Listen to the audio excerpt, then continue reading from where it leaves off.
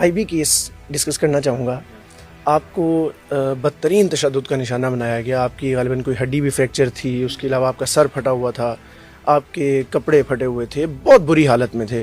اور بعد میں جب آپ نے بتایا کہ آپ کو کرنٹ تک لگائے گئے, اس سچویشن سے باہر نکالنے والی شخصیات کون تھیں آن دی اسپاٹ جنہوں نے آپ کی ہیلپ کی, اور اس وقت وہ مینیج کیسے ہوا باہر نکلنا؟ اندر تو لے ہم نا ہوا یہ کہ وہ ایسے بدبخت تھے کہ ہمیں تو انہوں نے یہ رمال بنا لیا, بٹ وٹ مارنا شروع کر دیا, آنکھوں پہ ہماری قمیضیں اتار کے باندھ دیں جیسے پتہ نہیں کوئی دشمن ملک کے جاسوس آ گئے.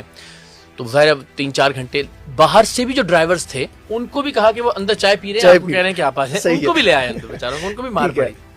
ایک ان میں سے آدمی تھا شرفو, ہمارا جو ڈرائیور ہے شریف شرفو کہتے ہیں اس نے کسی طرح جب 3-4 گھنٹے ہو گئے تو پھر اس نے آفس میں رابطہ کیا, پھر آفس والوں نے ہماری جو چینل مینجمنٹ تھی ان سے بات کی, تو اب خبر سلمان اقبال صاحب تک پہنچی.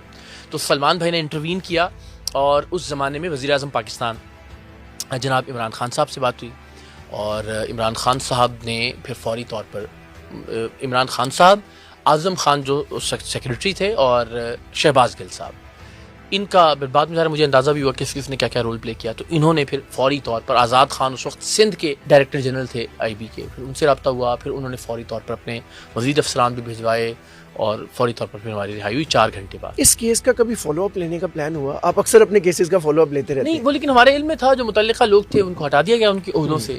تو آج تک وہ ہٹے ہوئے ہیں؟ ہاں جی, یعنی جو مرکزی کردار تھا اس کا, اب نام میرے دماغ سے کیوں نکل رہا ہے, سم تھنگ شاہ تھے وہ, تو وہ 6 مہینے ہی رہ گئے تھے ان کی جو نوکری کی مدت بھی اتنی ہی رہ گئی تھی, تو وہ ویسے ہی اس کے بعد ظاہر ہے پھر وہ چلے ہی گئے.